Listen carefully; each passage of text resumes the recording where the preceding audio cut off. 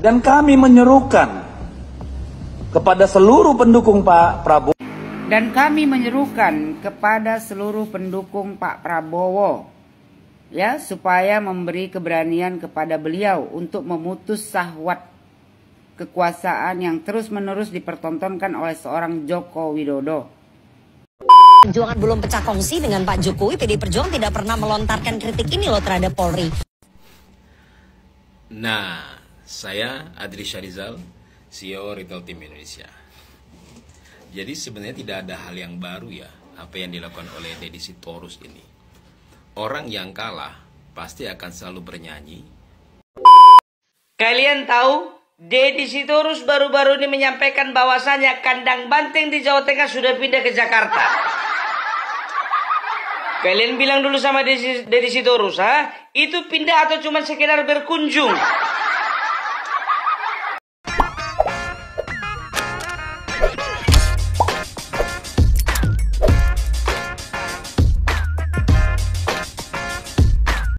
Baik sahabat sekalian, baru-baru ini hampir pasti di semua daerah, ya, sebagian besar daerah, jagoan dari Partai PDI Perjuangan kalah atau gugur dalam pilkada. Dan hal ini tentu membuat partai yang berkuasa sekian lama di Indonesia ini mulai menduga-duga adanya pihak atau oknum tertentu yang menyebabkan kegagalan Partai PDI Perjuangan ini. Mereka tidak hanya gagal di Pilpres kemarin, tetapi juga gagal di pilkada kali ini. Dan untuk Pulau Jawa, mungkin hanya Jakarta saja yang PDI Perjuangan menang. Selebihnya itu kalah. Dan bahkan Jawa Tengah yang sering dikatakan sebagai kandang banteng, akhirnya juga harus tumbang. Sosok atau orang yang dianggap yang turut bertanggung jawab dalam kekalahan PDI Perjuangan adalah Joko Widodo. Karena beliau adalah mantan kader Partai PDI Perjuangan yang kini sudah dipecat, dan disinyalir orang inilah yang menyebabkan kegagalan Partai PDI Perjuangan. Kemungkinan besar dugaan itu akibat ya upaya yang dilakukan oleh Jokowi sebagai bentuk balas dendam terhadap partai yang pernah membesarkan namanya tersebut. Namun di lain sisi, Jokowi pun diduga telah memasang kuda-kuda untuk melawan ini melalui kekuatan pihak kepolisian. Oleh karena itu, dari Partai PDI Perjuangan menggaungkan dan berharap agar Presiden Prabowo Subianto segera mengganti Kapolri saat ini, Listio Sigit Prabowo, untuk diganti karena disinyalir bahwa kekalahan PDI Perjuangan di pilkada kemarin karena atas campur tangan dari pihak kepolisian atau yang mereka katakan sebagai parcok. Seperti apa ungkapan yang dilontarkan oleh kader dari Partai PDI Perjuangan, yakni Deddy Sitorus, yang ditanggapi oleh para netizen dan juga beberapa konten kreator berikut ini. Mari kita saksikan videonya. Dan kami menyerukan kepada seluruh pendukung Pak Prabowo. Dan kami menyerukan kepada seluruh pendukung Pak Prabowo, ya, supaya memberi keberanian kepada beliau untuk memutus syahwat kekuasaan yang terus-menerus dipertontonkan oleh seorang Joko Widodo. Dan itu harus dimulai dengan mengganti Listio Sigit sebagai Kepala Kepolisian Republik Indonesia. Buat kau, ya, kau siapa mau menghimbau kepada siapa seluruh juga pendukung Prabowo untuk memutuskan syahwat yang dipertontonkan oleh Pak Joko Widodo? Gak kebalik kau. Bukannya banteng yang gila kekuasaan, yang selalu ya menunjukkan bahwasanya kalian itu adalah partai yang besar. Jokowi bukan siapa-siapa. Suara Jokowi sama dengan suara pedagang kaki lima. Betul. Ya, Jokowi itu sekarang lemdak. Jokowi bukan ketua partai. Ya, dengan sendirinya Jokowi tidak ada power di Indonesia ini. Ternyata terbalik. Pilkada hampir semua provinsi, ya, gubernur yang diusung oleh banteng tumbang, keok, kalah. Harusnya kalian koreksi diri. Tak usah menyalahkan orang lain. Tak usah menghimbau. Emangnya kau siapa? Mau menghimbau kepada seluruh ya pendukung Prabowo? Kau siapa? Siapa juga? Kok senak kau aja mau bilangkan sama kita pendukung Prabowo agar memberi keberanian kepada Prabowo untuk memutuskan syahwat yang dipertontonkan oleh Pak Jokowi. Pak Prabowo itu orang pintar. Dia tak mau diadu domba. Ya, udah gitu. Apa yang kau ucapkan itu, Bapak Presiden Prabowo Subianto tidak akan pernah percaya. Bapak Prabowo lebih percaya kepada Bapak Joko Widodo karena mereka satu tujuan, untuk memakmurkan Indonesia dan memakmurkan rakyat Indonesia. Bukan kayak kalian. Betul. Cuma mau memakmurkan partai dan mak ketum. Ya. Jadi sekali lagi aku bilang sama kau, tak perlu kau menghimbau kepada seluruh pendukung Prabowo. Rata-rata pendukung Prabowo adalah pecinta Bapak Joko Widodo. Dan kami percaya bahwasanya Bapak Joko Widodo hanya ingin memajukan negara Republik Indonesia ini dan memakmurkan rakyat Indonesia ini. Bukan dia gila kekuasaan seperti banteng. Jadi berhentilah kau menghimbau kepada seluruh pendukung Prabowo, karena kau bukan siapa-siapa bagi kami. Kenapa tak koreksi diri? Kalian kalah itu karena kesombongan. Pilpres terlalu sombong, menilai Pak Prabowo dengan nilai 5, ya kan? Habis itu menyerang Prabowo dengan sebutan pelanggar HAM, macam-macam. terlalu sombong. Calon-calon gubernur yang kalian usung terlalu sombong. Jangankan mantu Mulyono, mantu malaikat pun gak takut. Ya, bupati-bupati kalian, ini anak Dai Bahtiar. Semua yang kalian usung adalah orang-orang yang sombong. Tuhan yang tidak menakdirkan, ya, semua orang yang kalian usung baik dari bupati, wali kota, gubernur menang di pilkada. Karena apa? Karena sombong. Harusnya kau jangan menghimbau orang lain. Harusnya kau himbau kader kau sendiri supaya tidak sombong. Ngapain kau himbau pendukung Prabowo? Apa urusannya sama kau? Kau himbau aja kader kau sendiri. Bilang sama kader-kader banteng, jangan sombong. Karena di atas langit masih ada langit. Kalian terlalu merendahkan Joko Widodo. Ya, kalian lemdak lah, segala macam kalian hina. Akhirnya apa? Kalian sendiri yang terhina. Pilkada membuktikan, ya, bahwasanya Jokowi, ya, lebih tinggi daripada partai yang kalian usung, daripada banteng. Jadi kusarankan sama kau, gak usah sibuk-sibuk menghimbau kami pendukung Prabowo untuk memutus syahwat Jokowi. Syahwat kau aja yang kau putus, ya, gak usah perlu kau mikirkan syahwat orang lain. Syahwat kau aja kau pikirkan. Habis itu pertama kau bilang, ya kan, harus meminta, ya, mengganti Listio Sigit sebagai Kepala Kepolisian Republik Indonesia. Memangnya kau siapa? Mau memerintah kami pendukung Prabowo Subianto, ya, mau memerintah Bapak Prabowo untuk mengganti Listio Sigit. Kenapa? Kenapa kau nggak minta sama Mak Banteng? Kan Mak Banteng pernah bilang tuh, kalau Hasto dipanggil, nanti saya langsung yang datang jumpain Kapolri itu. Ya, saya tanya. Bukannya Mak Banteng tuh yang terlalu sombong? Siapa sih Kapolri itu? Kau minta sama Mak Banteng lah. Bukannya Mak Banteng bisa memutuskan segalanya.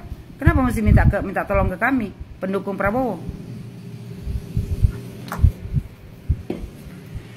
Kenapa mau diganti Pak Listio Sigit? Salahnya di mana? Salahnya karena dia menangkap keponakan Mak Banteng, Judol. Kalau mau berbicara tuh, ya kan, sesuai fakta. Apa kesalahan Listio Sigit sampai mau diganti? Kalian perbaiki diri. Bukan orang lain yang kalian salahkan. Kalian kalah di semua provinsi. Habis itu menyalahkan bansos, parcok, tapi nggak ada bukti. Tong kosong nyaring bunyinya.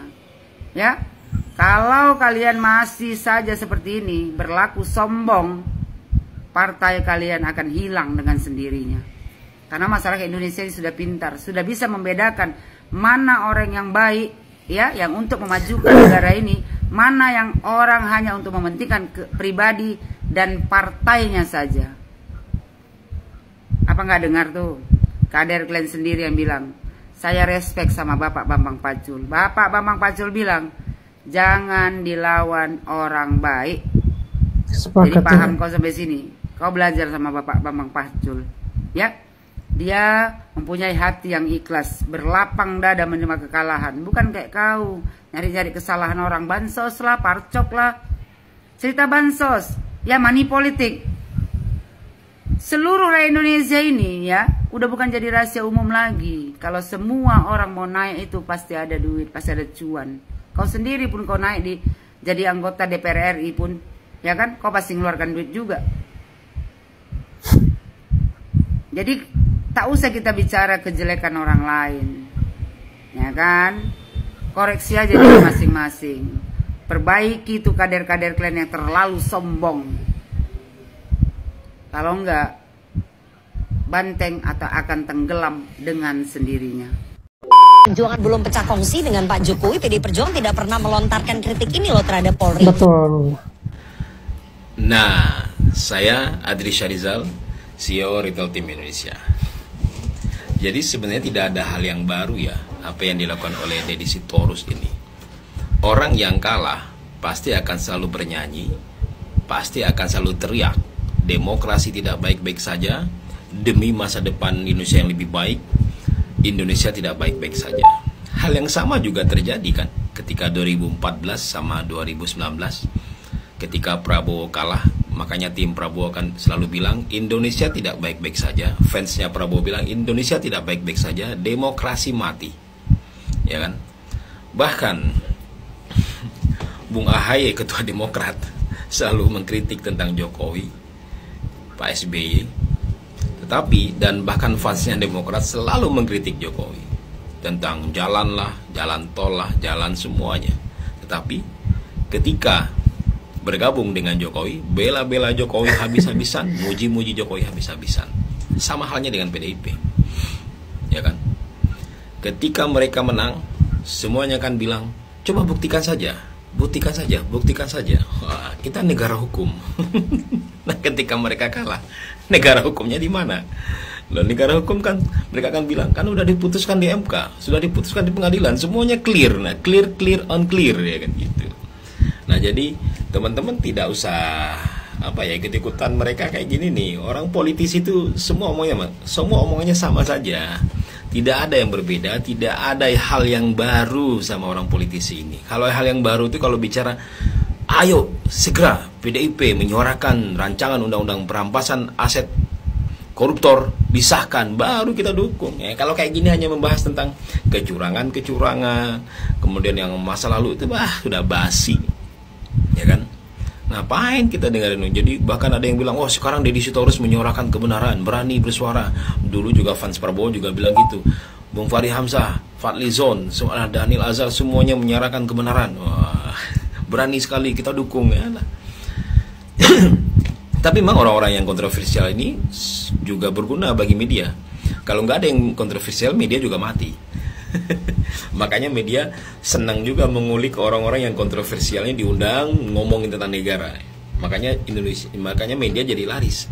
Kalau semuanya ngomongin tentang kedamaian, persatuan, nggak menarik bagi media. Karena media ini senangnya juga ngulik-ngulik supaya orang berbeda, ya kan? Nah, walaupun perbedaan ini hal-hal yang biasa aja, dari dulu juga kayak gitu pembicaranya, nggak ada yang baru, ya kan? Nah, faktanya Jokowi 10 tahun Indonesia aman-aman saja, nggak ada masalah, demokrasi aman-aman saja, ya kan? Faktanya juga pemilihan pilkada, pileg semuanya bisa. PDIP masih menang pilegnya, kemudian beberapa pilkada PDIP juga ada yang menang. Berarti kan demokrasi baik-baik saja, kecuali kalau semua pilkada disapu bersih sama tim, wah itu bisa jadi ya, bolehlah kita bersuara ya kan. Ini faktanya tidak terbagi-bagi kok. Banyak, ada partai PKB yang menang, ada partai ini macam-macam yang menang ya. Berarti demokrasi baik-baik saja, tidak ada masalah, ya kan? Jadi tuduhan-tuduhan seperti ini sebenarnya kalau kita yang bijak dan waras, alah ini biasa aja ya toh. Jadi kita biasa aja, nggak usah terbawa dengan arus framing omongan seperti ini. Jadi kita sebagai orang yang waras, bijak, santainya, cool. Jadi sebaiknya PDIP harus mulai mengevaluasi diri.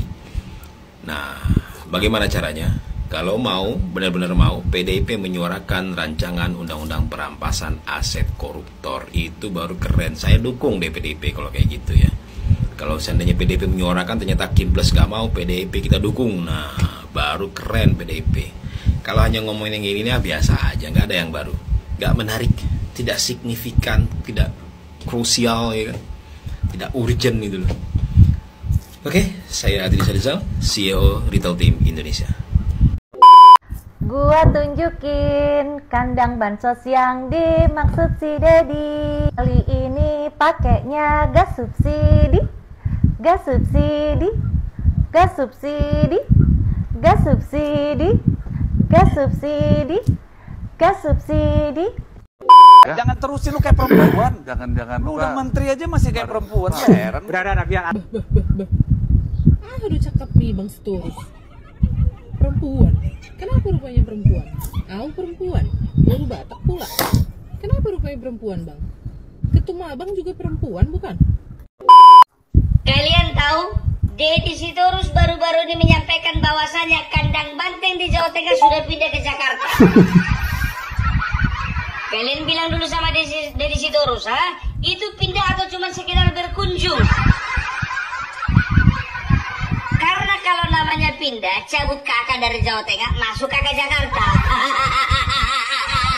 Itu namanya pindah. Tapi kalau belum cabut kakak dari sana, itu mana tahu cuma berkunjung atau cuma sekedar piknik. Pede banget sih lo. Deddy Sitorus kok pede banget sih lo. Kenapa? Ya, tahu kalian dasarnya apa katanya? Nggak apa-apa kami kalah di Pulau Jawa di semua tempat. Yang penting kami menang di Jakarta. Deddy Sitorus, siapa bilang kalian menang? Sebelum ada keputusan dari KPU tanggal 16 Desember ini belum bisa dikatakan menang. Betul. Loh Pung, mereka itu unggul loh Pung di Jakarta. Unggul, belum tentu menang. Loh gimana caranya Pung unggul belum tentu menang? Namanya unggul sudah pasti menang. Betul, kalau pasangan calonnya dua. Nah ini pasangan calon 3. Kalau pasangan calon 3 atau lebih, ya ada peraturan KPU yang mengikat. Apa itu? Pasangan calon dinyatakan menang ketika mereka mendapatkan perolehan suara 50% plus 1. Itu baru dikatakan menang. Gitu loh. Nah kalau di Jawa, kalau di Sumatera Utara contohnya, ya Sumatera Utara, Bobby unggul daripada Edi Rahmayadi, menang. Jadi bedakan dulu ya kalimat unggul dan menang ya. Jawa Tengah, Ahmad Lutfi unggul daripada Andika Perkasa, menang. Betul. Banten, Andra Soni unggul daripada Airin, menang. Karena apa? Karena cuma 2 paslon. Dan itu pun juga bisa dipastikan mereka menang. Karena apa? Selisihnya jauh. Gitu loh. Kayak contohnya Edi Rahmayadi, apa namanya, Bobi Nasution. Dia dapat 62%, ya 62%. Edi Rahmayadi 38%, itu kan jauh. Kan begitu, begitu juga yang ada di Jawa Tengah, kan begitu. Ya si Bapak Lutfi udah dapat berapa? 58%. Nah Andika Perkasa 42%, jauh. Andra Soni begitu juga, jauh. Nah makanya bisa dipastikan mereka menang. Karena apa ya? Karena memang betul ya. Karena gini, kan semuanya itu kan Pung nggak bisa juga kita tentukan menang. Karena apa? Karena semuanya kita melihat dan juga kita akan mendengar pengumuman dari KPU. Kan begitu, tanggal 16 Desember nanti. Betul memang. Tapi sekarang begini, suara masuk rata-rata sudah 100%. Margin error itu cuma sekitar 1-2%. Nah kayak Sumatera Utara contohnya 62%, margin error katakanlah 2%. dikurangi 62 jadi 60, tetap menang. Ahmad Lutfi begitu juga, katakan margin error 2%, dari 58% ke 56 tetap menang. Jadi begitu, beda halnya dengan Jakarta. Gitu loh, Jakarta ini tahu nggak kalian? Ini suaranya Pramono Anung memang betul 50,07 dan 50,7%, kan begitu? Loh berarti sudah bisa dinyatakan menang, belum tentu. Loh ini dari tadi belum tentu, memang belum tentu. Karena apa? Itu kan versi quick count. Loh kok Opus sekarang tidak percaya quick count? Percaya kalau selisih suaranya jauh. Loh suara selisihnya Pramono Anung itu jauh loh Bung. Pramono Anung 50 sekian persen, sedangkan siapa cuma 42% Bung. Berarti itu kan jauh. Betul memang suara Pramono Anung jauh dengan Ridwan Kamil. Masalahnya Pramono Anung itu beda tipis dengan standar yang diberikan KPU. Kecuali kalau di daerah Jawa Barat, seperti nomor 4 eta teh 44 gulipat Bapak aing ke Kang Deddy Mulyadi dapat 60%. Kalau 60% calon di sana ada 4 sudah pastikan menang. Karena sudah 50 plus 1, bukan cuma 50 plus 1, 50% plus 10%. Begitu juga Kofifa Indar Parawansa, ada 3 calon di situ, ya. Jadi dia dapat 57%. Kalaupun margin errornya 2%, 55% masih menang. Gitu loh. Nah Jakarta belum bisa dikatakan menang karena apa? Kita tunggu tanggal 16 nanti. Ala banyak kali cerita buku sentimen, nggak ada untungnya aku sentimen. Ya, kita kan mengungkapkan kebenaran kan begitu. Nah, sekarang yang jadi masalahnya ya dari kubunya Pramono Anung, mereka itu sedang membangun opini publik bahwasanya mereka itu sudah dipastikan menang 1 putaran.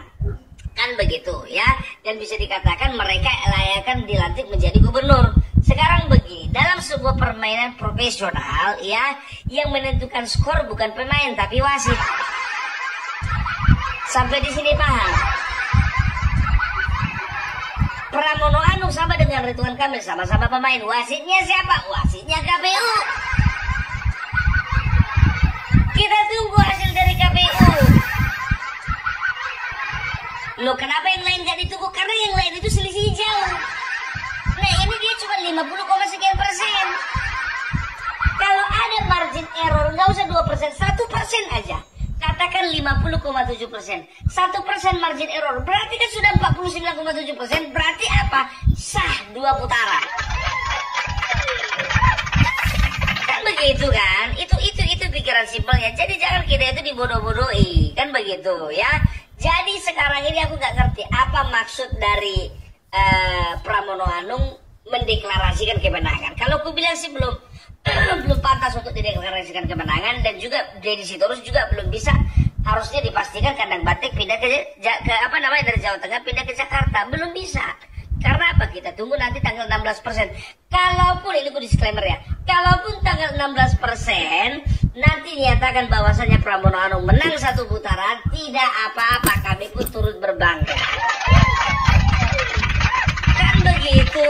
Nah sekarang ya kita akan bahas yang pertama. Kenapa harus dibangun opini publik ya? Karena apa? Yang pertama ya, mereka itu sedang menstimulasi diri bahwasanya mereka lah pemenangnya. Ya, afirmasi. Saya menang. Berharap supaya tanggal 16 betul-betul saya menang. Padahal mereka harus tahu bahwasanya ada penghitungan berjenjang dan juga akan ada rekap yang mereka periksa di tingkat dari kecamatan naik ke Kota Madia, dari Kota Madia masuk ke tingkat provinsi, kan begitu ya.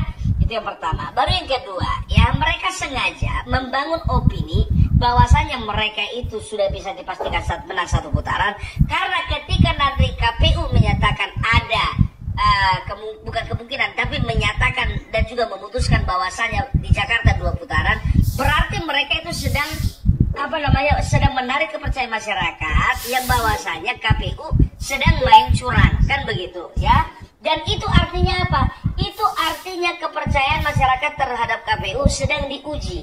Apakah masyarakat sekarang ini sedang percaya Mau lebih percaya kepada KPU atau kepada Pramono Anung, katakanlah PDIP. Kan begitu, ya kan? Sekarang kalau misalnya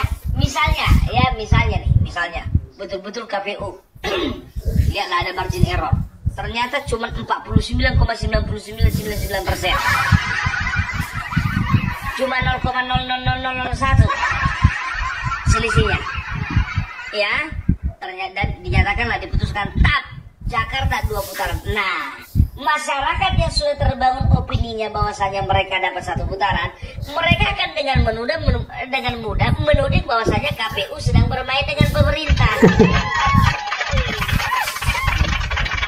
Itu maksud dan tujuannya, ya kan begitu. Dan mereka akan mengatakan bahwasanya partai kami terzolimi,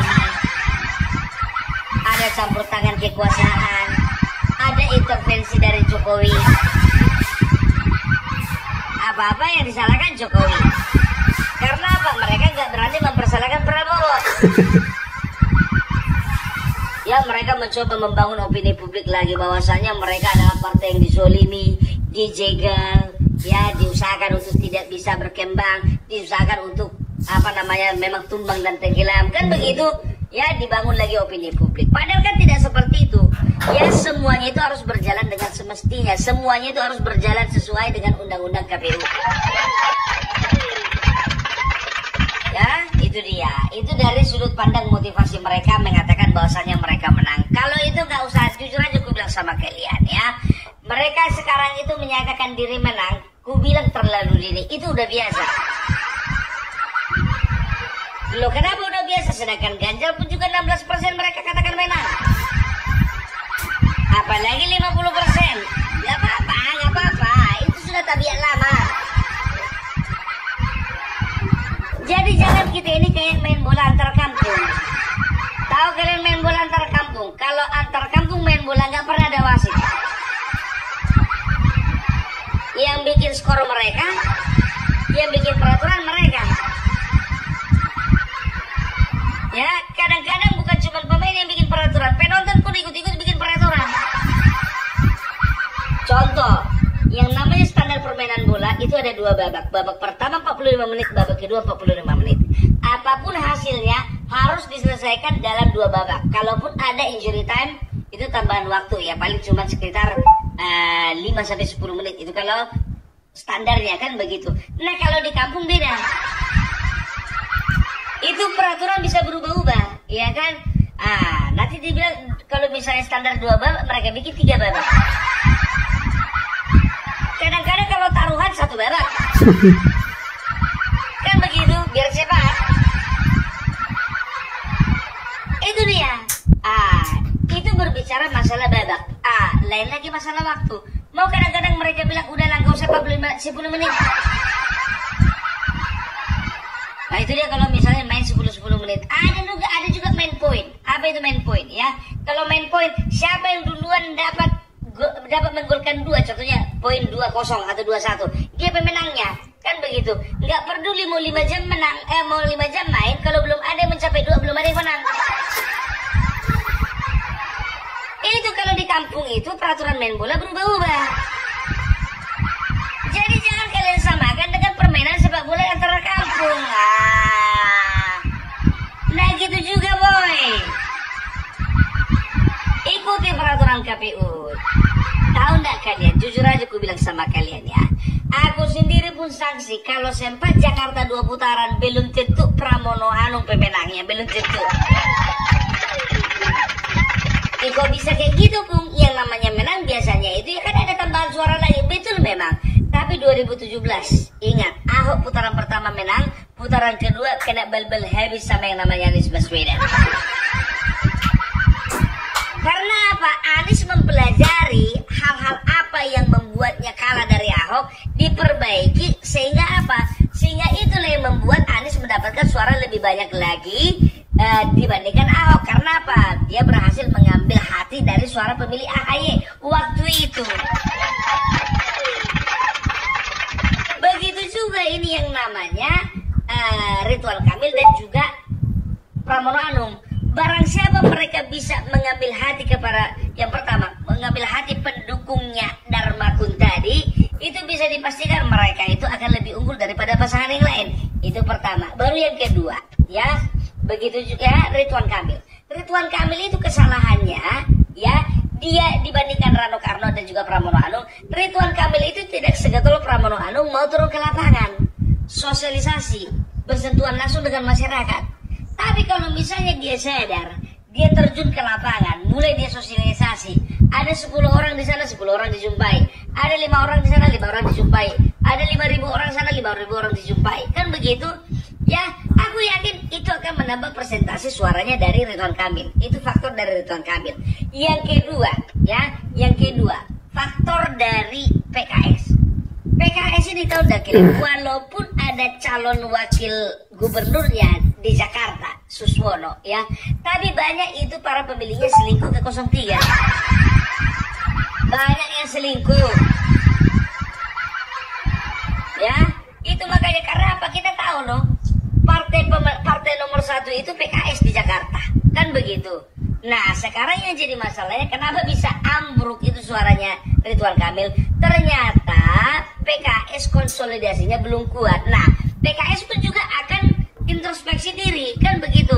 Ternyata suara kami banyak yang masuk ke 03. Nah, mulailah mereka itu merapatkan barisan. Nah, ini ketika mereka sudah mulai komit, ini juga akan menambah poin, menambah suara bagi Ridwan Kamil.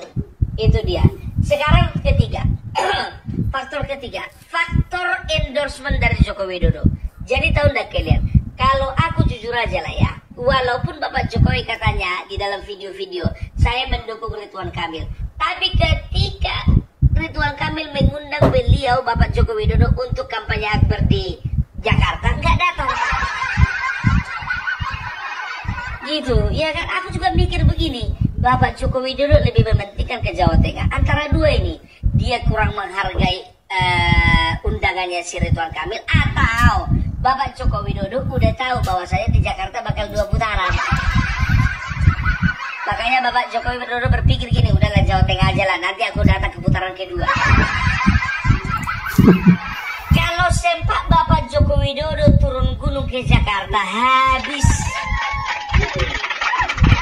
Ya jujur aja gue bilang, aja Bapak Joko Widodo itu keliling Jakarta sambil bagi-bagi kaos.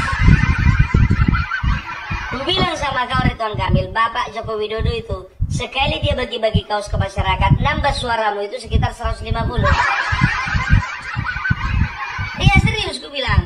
Makanya ajak dia ke Jakarta Timur, Jakarta Selatan, ajak dia kecamatan ini, kecamatan itu. Tapi dengan satu syarat, ketika Bapak Joko Widodo lempar-lempar kaos, kau berdiri di sampingnya. Supaya apa? Supaya aura dan karismanya Bapak Joko Widodo itu tertular sama kau. Nah kemarin kan kita kan jujur-jujur aja, ya. Yang namanya Jakarta ini kan seolah-olah dia anak tiri kan. Bapak Joko Widodo lebih memilih kampanye akbar di Jawa Tengah daripada Jakarta. Karena apa? Mungkin dia tahu Jakarta bakalan 2 putaran. Mulai di bermain-main yang lain. Oh berarti dilok ya punya, dilok ya. Dilok. Itu dia. Nah kalau sempat Bapak Joko Widodo turun gunung, ya, dia itu tinggal berjalan-jalan di Jakarta. Nggak usah lama-lama, 5 hari aja. 5 hari aja. Iya, 1 hari dapat 500.000 suara. 5 hari kan dapat 2.500.000. Menang kau Ridwan Kamil. Itu dia, jangan anggap remeh ya. Ini terbukti kan. Jangan pernah anggap remeh ketika Bapak Joko Widodo turun gunung ya. Karena apa? Ketika dia turun gunung ya, maka segala sesuatu mukjizat pasti terjadi. Iya, makanya aku bilang udahlah ya, nggak ada cerita. Kalau ini kan berbicara kalau misalnya 2 periode. Tapi kalau bicara 1 periode ya udah nggak apa-apa, ngalah lah kau Ridwan Kamil. Ya, sebagai seorang pejuang dan sebagai seorang kesatria, kita harus berani katakan kalah memang kalah, menang kepada lawan kalau memang mereka menang. Jangan kayak partai sebelah. Udah kalah nggak ngaku kalah. Masih aja merasa punya pawet. Padahal udah gak seberapa itu. Gitu loh. Jadi kalau gue katakan sih terlalu dini. Untuk pendukungnya Pramono Anung boleh. Kalian itu selebrasi boleh, euforia boleh ya. Dan juga tapi jangan gegabah. Ya hati-hati. Ketika KPU memutuskan kalian 2 putaran, peninglah kepala kalian. Iya pasti pusing lah. Kenapa bilang ya kan bikin baliho lagi, bikin kartu nama lagi, tim sukses lagi, belum lagi uang saksi. Aduh, ribet. Jadi itulah dari Opung Parpelak ya. Jadi kalau bisa dikatakan Jakarta belum tentu kandang banteng. Karena apa? Kita tunggu tanggal 16 ini. Salam NKRI harga mati. Baik sobat sekalian, demikianlah beberapa buah video yang coba saya reaksi pada kesempatan kali ini terkait dengan ya informasi pilkada yang menuai beberapa persoalan ya tentunya, dan sudah digambarkan di video-video tadi bahwa dari kubu PD Perjuangan sepertinya mencari-cari titik atau kelemahan ketika mereka kalah di pilkada kemarin, dan disinyalir ada beberapa pihak yang turut memberikan andil atas keterpurukan PD Perjuangan atau gagal ya, PD Perjuangan gagal untuk memenangkan pilkada di Pulau Jawa. Dan seperti apa kita sudah saksikan tadi, mungkin ada yang mau dikomentari, silakan. Dan sebelumnya kepada para sahabat sekalian yang mungkin belum sempat memberikan dukungan channel ini, mohon dukungannya dengan menekan tombol subscribe dan membunyikan tanda loncengnya. Sekian dan terima kasih dan sampai berjumpa kembali di video selanjutnya.